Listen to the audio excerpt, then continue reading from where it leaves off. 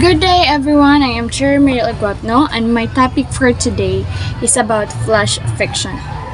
Flash fiction goes by many names, including microfiction, micro stories, short stories, very short story, sudden fiction, postcard fiction, and nano fiction. Actually, there is no standard definition, and some people argue the term only applies to stories or less than 300 words, and others says that any story under 1000 words qualifies as a flash fiction. Flash fiction must have a beginning, middle, and end. For the story to have impact, there should be some change in action or motivation of the protagonist. The reader needs to feel that there is some kind of resolution by the end of the story.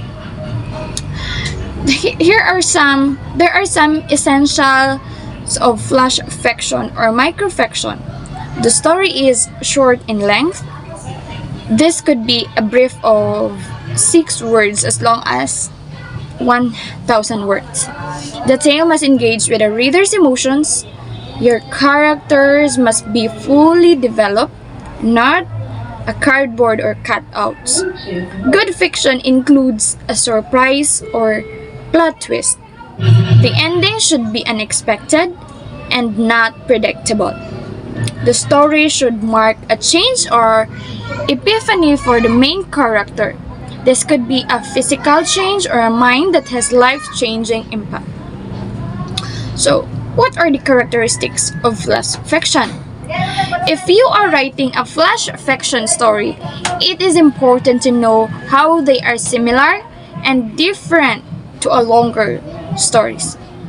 Flash fiction is shorter, but should not feel too short.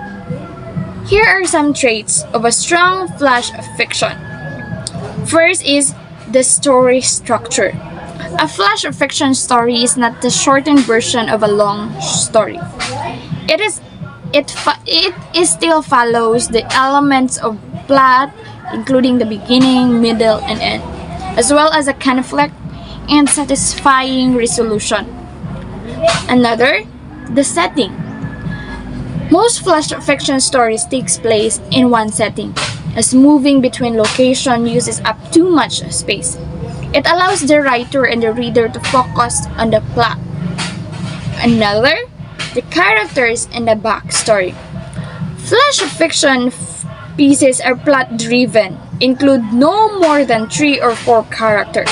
They may include some characters' development, but too much backstory can use valuable space.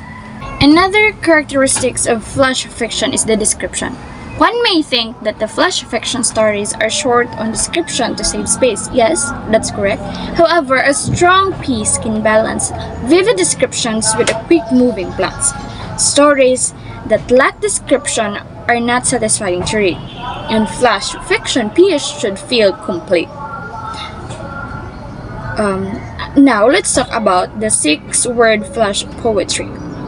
6-word stories are especially challenging to a writer because from the word 6 flash stories, they have no beginning, middle, or end, but tell an entire story in only 6 words.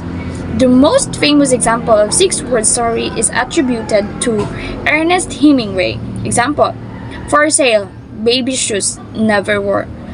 With the Hemingway's example, the story structure manages to establish the character, the conflict, and the tone without direct exposition. Readers are left to their own tragic interpretation when it comes to the words that are not present. There are 4 elements that every flash fiction piece needs to have if you want to be good at it. The realistic characters or setting.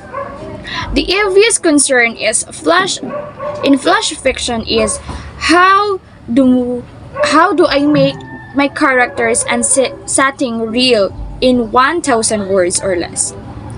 Here are a few suggestions for you. Show us the things how your characters, setting that make them unique. In other words, skip the boring stuff. Your readers can feel that in their own emotion.